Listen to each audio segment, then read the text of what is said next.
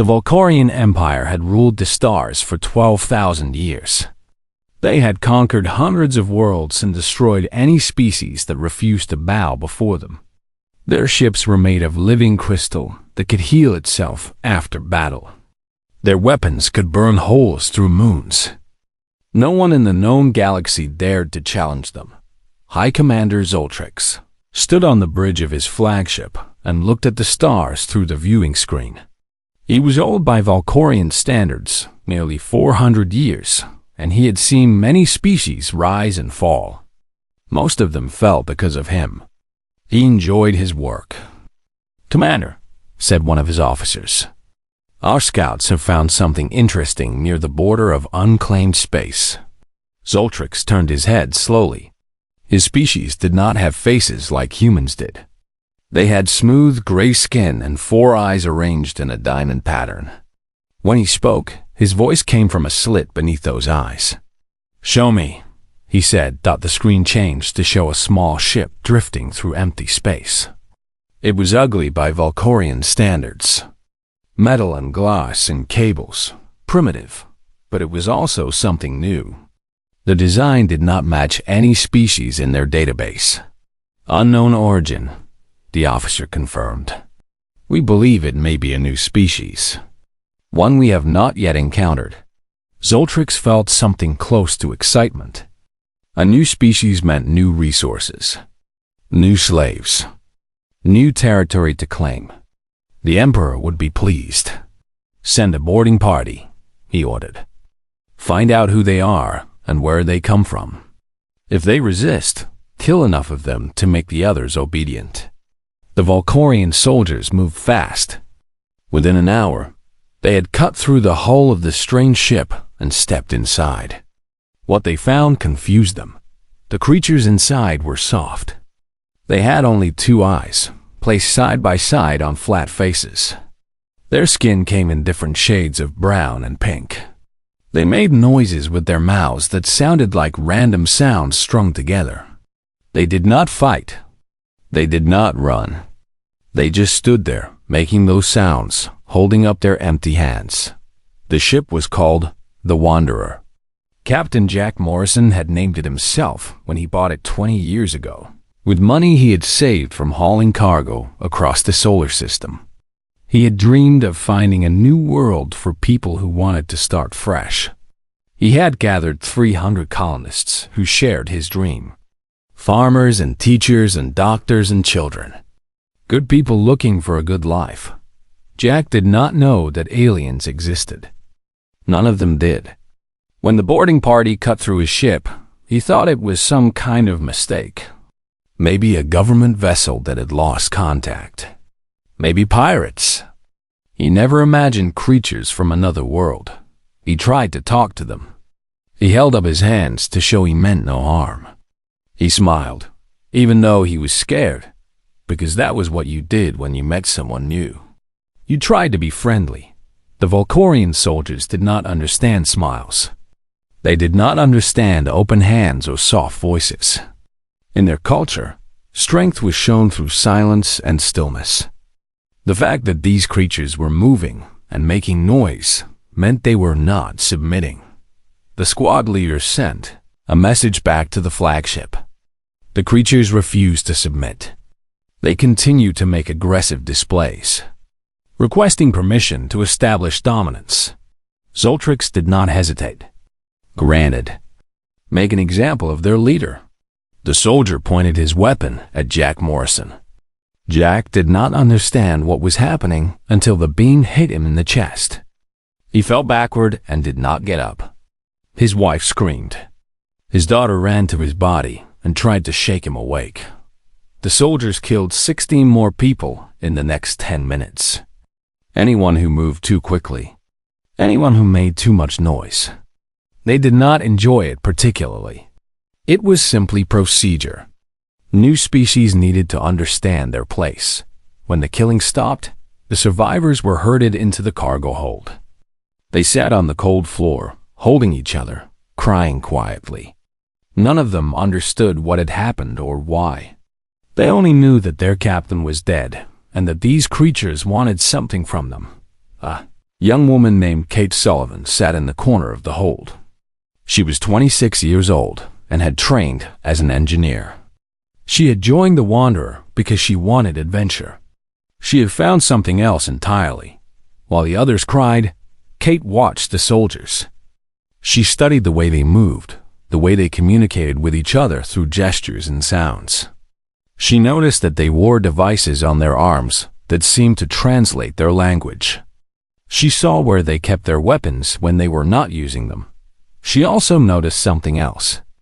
A small emergency beacon near the maintenance hatch. If she could reach it without being seen, she might be able to send a signal. It was a small chance, but it was better than no chance at all. Kate waited until the guards changed shifts. When the new soldiers arrived, there was a moment of confusion as they took their positions.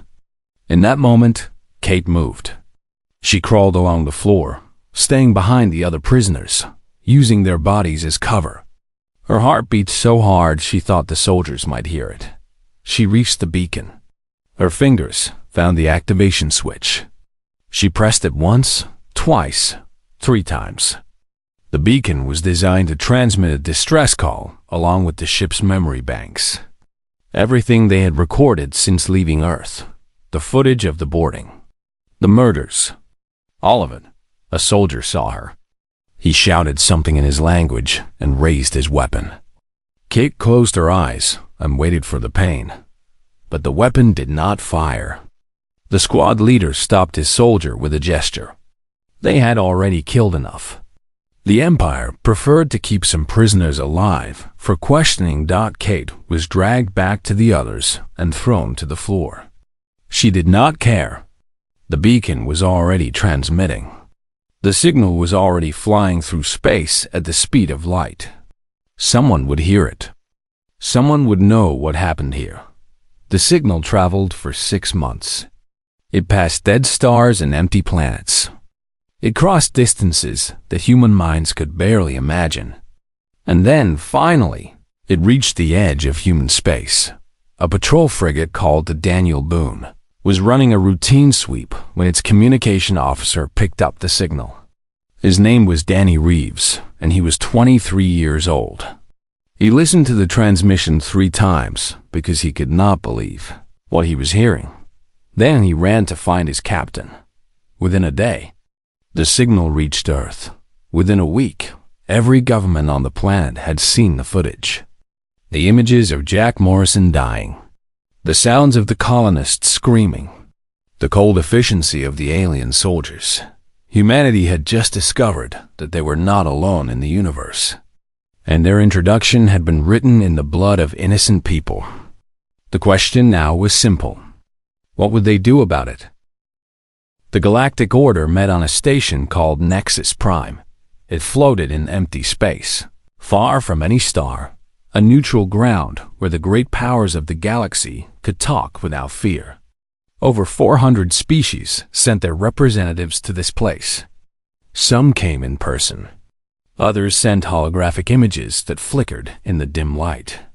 The great amphitheater was full when the session began. Creatures of every shape and size filled the seats. Some had wings. Some had tentacles. Some were made of light or gas or metal. They had nothing in common except one thing.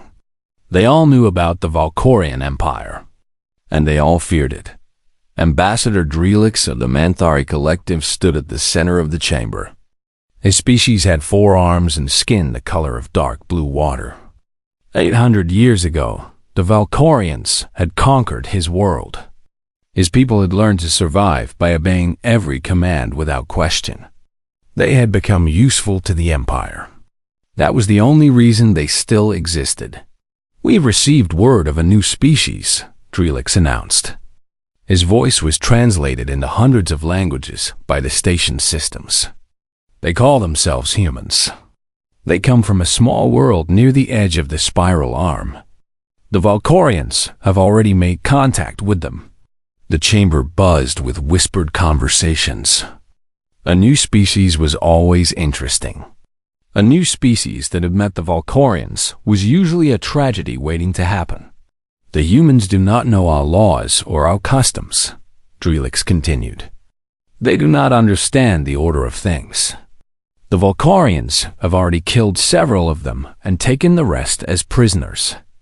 They have declared humanity a subjugated species and demanded the location of their homeworld. A representative from the Krell Dominion raised one of its many limbs. Then it is already over. The humans will submit or they will die. This is not unusual. Why do you bring it before the council? Drelix hesitated. Because the humans have not submitted.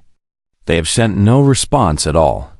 Our information suggests they may not even know how to respond. They appear to be completely ignorant of galactic civilization. More whispers. More confusion. Every species in the galaxy knew about the Valkorians. Their reputation spread faster than light. How could anyone be ignorant of them? We should warn them, said a voice from the back of the chamber. It belonged to a Solari, a species known for their skill with languages and their strict neutrality in all conflicts. They deserve to know what they face. They deserve a chance to make an informed decision. The council debated for 3 hours. Some argued that warning the humans was pointless. The Valkorians would destroy them no matter what they did. Others argued that every species deserved the chance to surrender properly. In the end, they voted to send an envoy.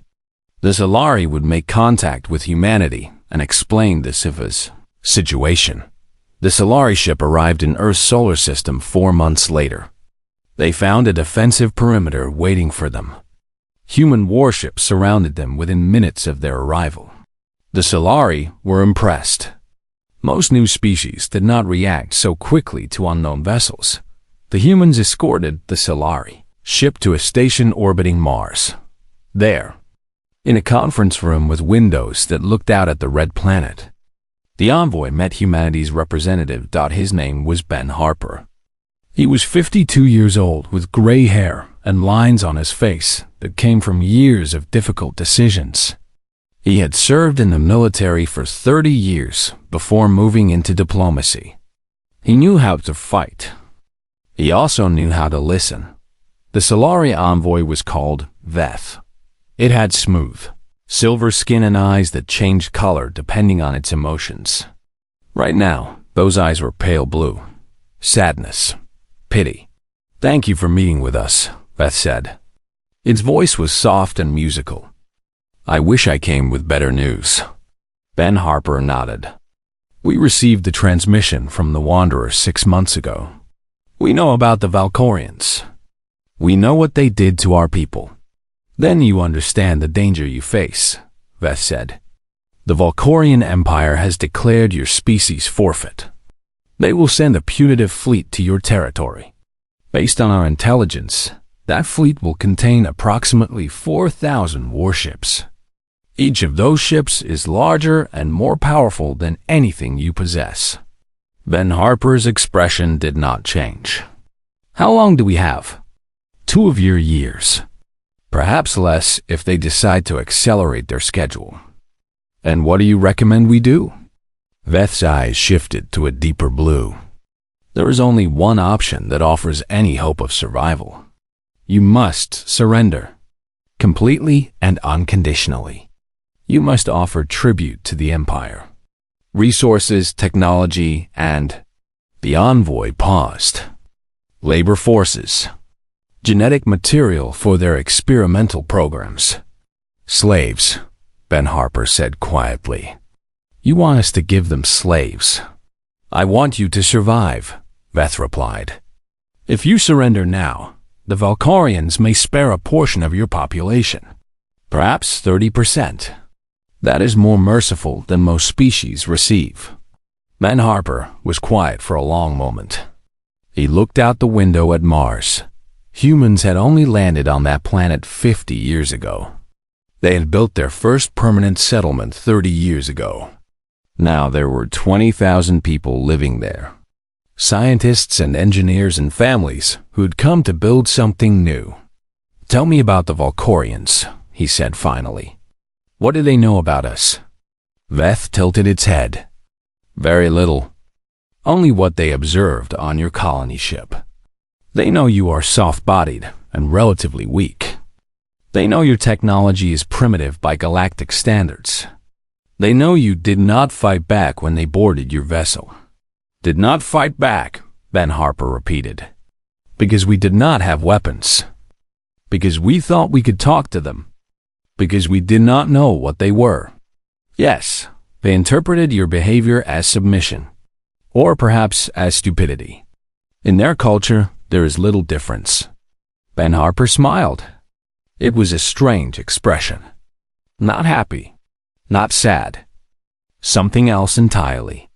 I think there has been a misunderstanding. What do you mean? The Valkorians think they attacked a military vessel.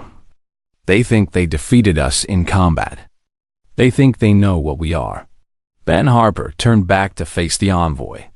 They are wrong. The Wanderer was a colony ship. It carried farmers and teachers and children. It had no weapons because it was never meant to fight. Those people died because they were peaceful, not because they were weak. Veth's eyes shifted to yellow, confusion. I do not understand the distinction. No, Ben Harper said. You would not. But the Valkorians will. He stood up and walked to the door. Before he left, he turned back one more time. We are not going to surrender, he said. We are not going to offer tribute or slaves or anything else. You can deliver a message to the Galactic Order and to the Valkorians. Tell them that we accept their declaration of war. Tell them to come and find us whenever they are ready. And tell them to bring their dead back with them when they leave. Because we will not be keeping them. Veth watched the human walk away. Its eyes had turned to a color it had never displayed before. A color that did not exist in the Solari emotional spectrum. Later, when other Solari asked what it meant, Veth could only describe it one way. It was the color of watching someone walk calmly into a fire. The color of seeing courage and madness mixed together, until they became the same thing. The message was delivered to the Galactic Order within a week. High Commander Zoltrix received his copy a few days later. He read it 3 times, then began to laugh. The sound echoed through his ship for several minutes. The humans thought they could fight the Empire. How amusing. How utterly, completely amusing. He would enjoy proving them wrong. The Valkarian punitive fleet launched on schedule. 4,000 crystalline warships left their staging area and began the long journey toward human space. Each ship carried enough firepower to destroy a small moon. Together, they could burn a dozen worlds to ash. High Commander Zoltrix led the fleet from his flagship, a massive vessel called the Divine Judgment. He had commanded it for 200 years. In that time, he had conquered 19 species. Some had surrendered immediately. Others had fought briefly before accepting their fate. A few had resisted until the very end, and Zoltrix had enjoyed exterminating them most of all. He expected the humans to fall into the first category. They were small and weak and new to space. Their technology was primitive. Their defiance was nothing more than ignorance. Once they saw the full power of the Empire, they would break. The fleet traveled through empty space for 6 months before reaching the border of human territory. Zoltrix sent scout squadrons ahead to map the area and identify targets. The first squadron entered a system the humans called VOF 359. It contained a small mining colony and a refueling station. Nothing of military value. The scouts never reported back. Zoltrix waited 3 days before sending a second squadron to investigate. They found the wreckage of the first group drifting through space. All 12 ships had been destroyed. The crystalline hulls were shattered and burned. There were no survivors. There were no distress signals. Whatever had happened, it had happened fast. The Valkorian commander studied the wreckage carefully. The damage patterns were strange. The attacks had come from multiple directions at once. Some ships had been hit by kinetic weapons. simple projectiles moving at incredible speeds. Others showed signs of nuclear detonation.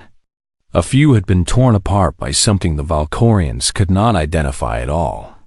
An ambush, one of his officers suggested. They must have hidden their forces in the asteroid belt and waited for our scouts to pass. Zoltrix agreed. It was a clever tactic for a primitive species, but it would not work twice. He ordered the fleet to advance in defensive formation, with sensors running at maximum power. Any hidden ships would be detected long before they could attack. The fleet entered human space slowly and carefully.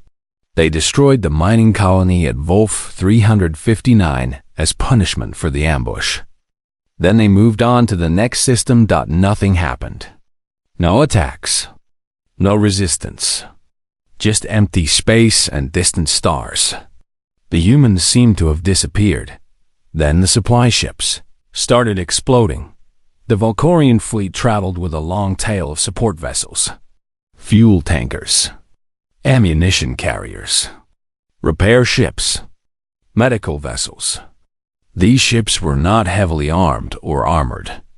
They did not need to be. No enemy had ever attacked supply lines before. It was not how civilized species fought wars. The humans did not care about how civilized species fought wars. Small, fast ships appeared from nowhere, fired their weapons, and vanished before the Valkorians could respond. They did not target the warships. They targeted the supply vessels. Within 2 weeks, the fleet had lost a third of its fuel reserves and half of its spare parts. Hi, Commander Zoltrix was no longer laughing. On Earth, Admiral Lisa Grant coordinated the defense from a bunker deep beneath the Rocky Mountains. She was 62 years old and had spent her entire career studying war. She knew every battle in human history. She had read every book on strategy and tactics.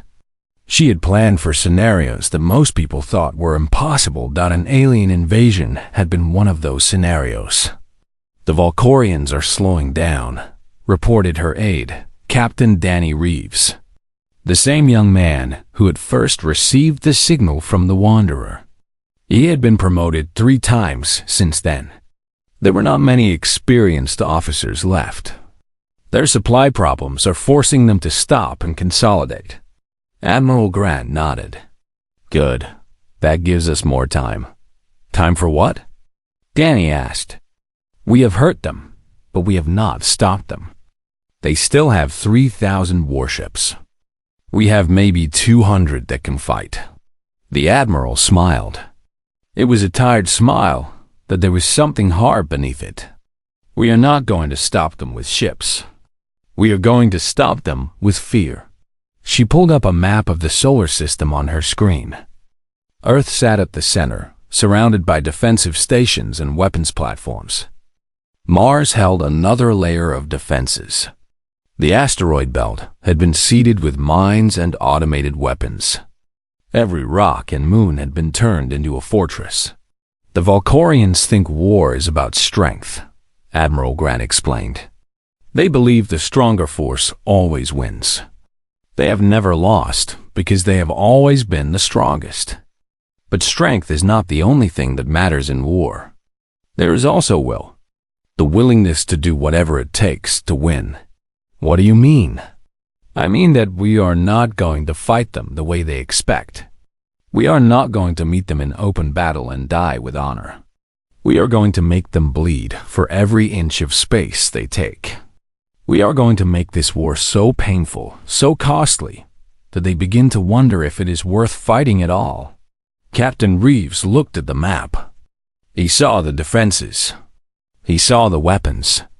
He saw what they had built in the 2 years since first contact. It was impressive. But was it enough?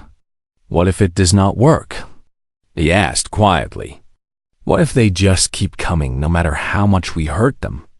Admiral Grant was quiet for a moment. Then she said something that Danny would remember for the rest of his life. Humans have been fighting wars for 10,000 years. We have fought each other over land and water and ideas. We have invented new ways to kill each other faster than any other species in history. We have survived plagues and famines and disasters that should have destroyed us. And we are still here. Do you know why? Danny shook his head. Because we do not know how to give up. It is not in our nature. Other species see a hopeless situation and accept their fate. We see a hopeless situation and get angry.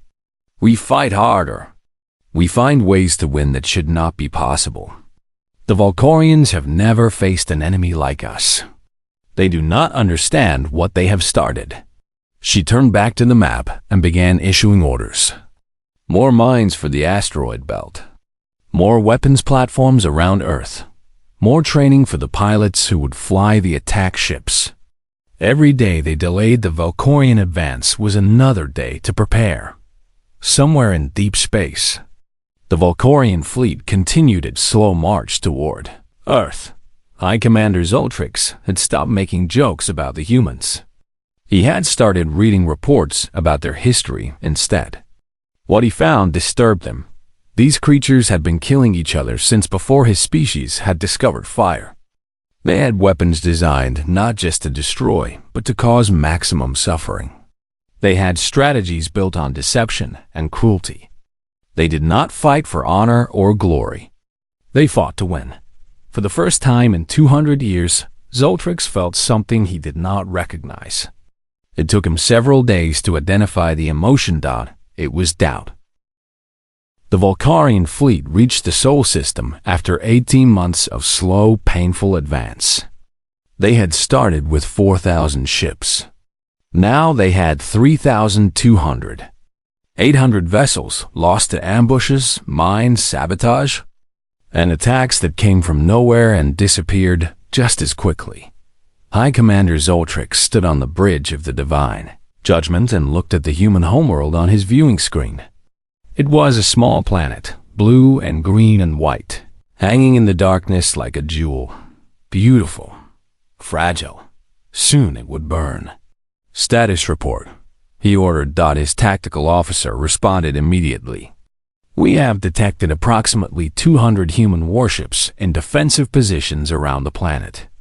There are also several thousand smaller objects in orbit. We believe they are satellites and weapons platforms. Several thousand? Zoltrix repeated. These creatures have been busy. Yes, Commander. They have also fortified their moon and their neighboring planet, the one they call Mars. We are detecting weapon signatures from both locations. Zoltrix considered the situation. His fleet had been hurt, but it was still overwhelming. 3,000 warships against 200. The mathematics were simple. Even if the humans fought perfectly, they could not win. All ships advance to attack formation, he ordered. We will crush their fleet first, then destroy their orbital defenses. Once the planet is exposed, we will begin bombardment. I want their cities burning by the end of the day. The fleet moved forward. Crystalline ships spread across space like a wave of death. Their weapons powered up. Their shields activated. They were ready. Lieutenant Commander Kate Sullivan watched them come from the bridge of the heavy cruiser Lexington. She was 30 years old now. The scared young woman who had hidden in the cargo hold of the Wanderer was gone. In her place was something harder. Something forged by 4 years of war. All stations report ready, said her tactical officer. A young man named Chris Porter, who had joined the fleet straight out of the academy. He was nervous. Everyone was nervous. But they had trained for this moment. They knew what to do. How many of them are there? Kate asked. Over 3,000, Commander. Our long-range sensors are having trouble getting an exact count. Kate nodded slowly. 3,000 against 200. 15 to 1 odds. In any normal war, those numbers would mean certain death. But this was not a normal war. Send the signal to Admiral Grant, Kate ordered. Tell her the guests have arrived. Deep beneath the Rocky Mountains, Admiral Lisa Grant received the message. She was standing in the command center, surrounded by screens showing every ship and weapon in the solar system. Her staff worked quietly around her, making final adjustments to the defensive grid. "The moment is here," she said softly. Then, louder, "All units, begin Operation Homecoming. Execute on my mark." She waited until the Valkorian fleet was fully committed to their attack formation. She watched them move past the outer defensive perimeter, ignoring the floating debris and apparently inactive satellites they passed. She waited until they were exactly where she wanted them. Mark.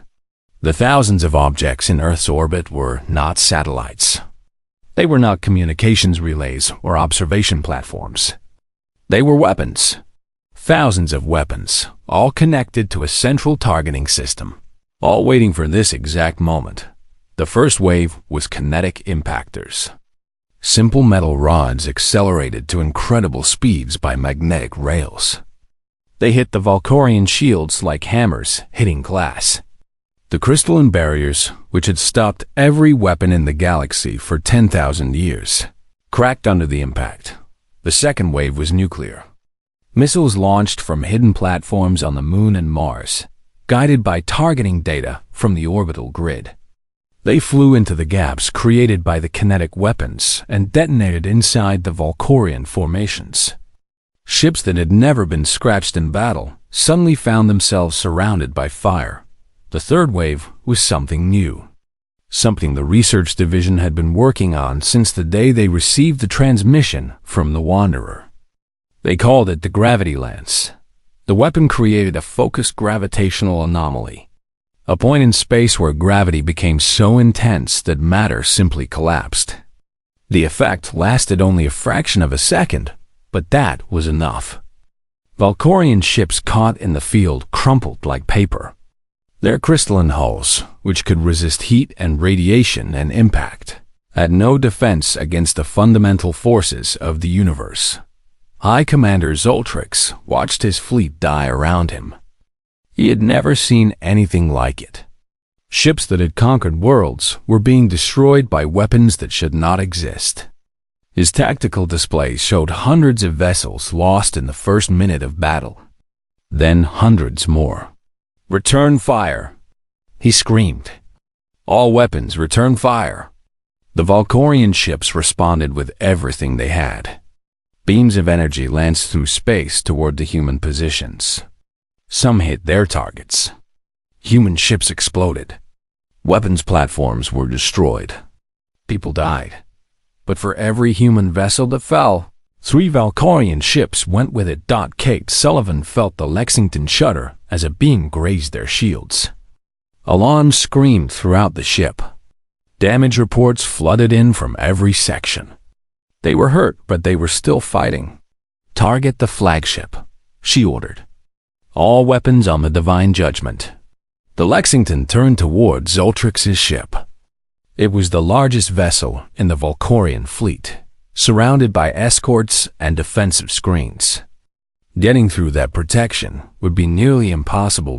Kate did not care about impossible. "Fire everything," she said. The Lexington launched every missile it had. Kinetic rounds. Nuclear warheads. A single gravity lance that the ship had been carrying for this exact moment. The weapons flew toward the Divine Judgment in a storm of destruction. The flagship's defenses stopped most of the attack. Missiles were shot down. Kinetic rounds bounced off shields. But the gravity lance made it through. It hit the Divine Judgment just behind the bridge, creating a momentary field of impossible density. The ship broke in half. Commander Zoltrix had just enough time to understand what was happening before the bridge collapsed around him. His last thought was not about the Empire or his legacy or the species he had conquered. It was simpler than that. It was the realization that he had been wrong about everything. The battle lasted 6 hours. When it ended, the Valkorian fleet had been reduced to debris. A few hundred ships managed to escape, jumping to faster-than-light speed and fleeing back toward Imperial territory. The rest were destroyed. 3,000 Valkorian warships had attacked Earth. Fewer than 300 survived. Admiral Lisa Grant received the final casualty report in silence. 212 human ships had survived the battle. The others were gone, along with their crews. Nearly 15,000 people. Mothers and fathers and sons and daughters. The price of victory. She allowed herself 1 minute of grief. Then she straightened her shoulders and began planning the next phase. The war was not over. Not yet. The Valkorian Empire was still out there, still powerful, still dangerous. They would send more ships. They would want revenge, but something had changed. The Valkorians had learned something today. Something that would spread through the galaxy faster than any ship could travel. Humans could win. And that changed everything. The news of the Battle of Earth spread through the galaxy like wildfire. Every species that had ever lived under Valkorian rule heard about what happened. Every civilization that had accepted the Empire's dominance learned that the impossible had occurred. A new species, barely 50 years into space travel, had defeated the mightiest fleet in the known universe. It should not have been possible.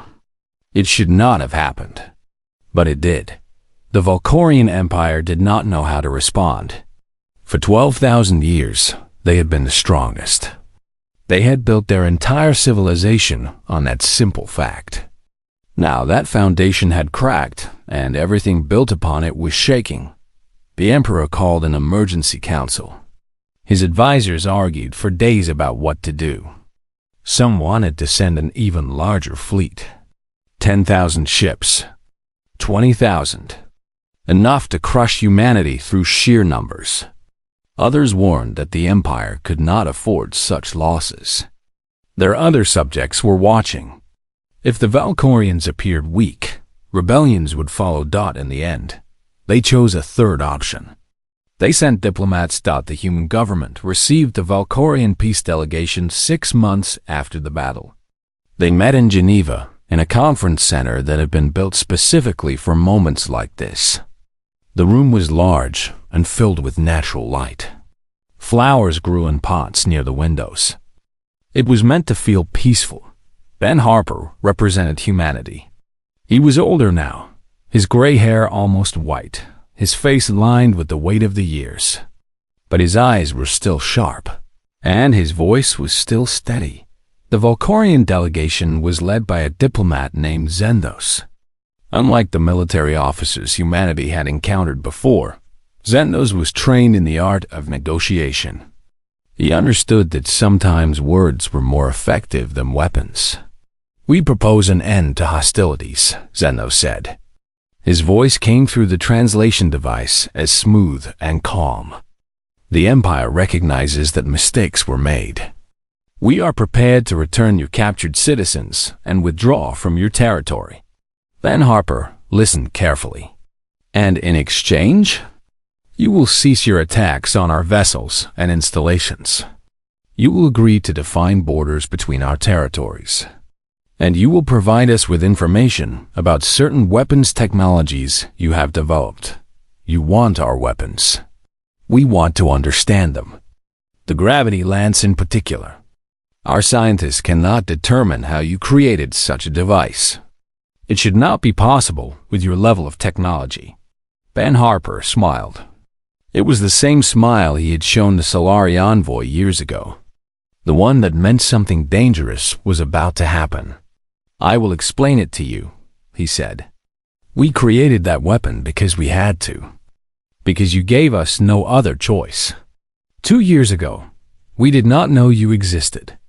We were peaceful. We were exploring the stars because we wanted to see what was out there. We sent farmers and teachers and children on colony ships because we believed the universe was full of wonders waiting to be discovered." He leaned forward across the table. "Then you killed our people. You took them prisoner. You declared war on us without provocation.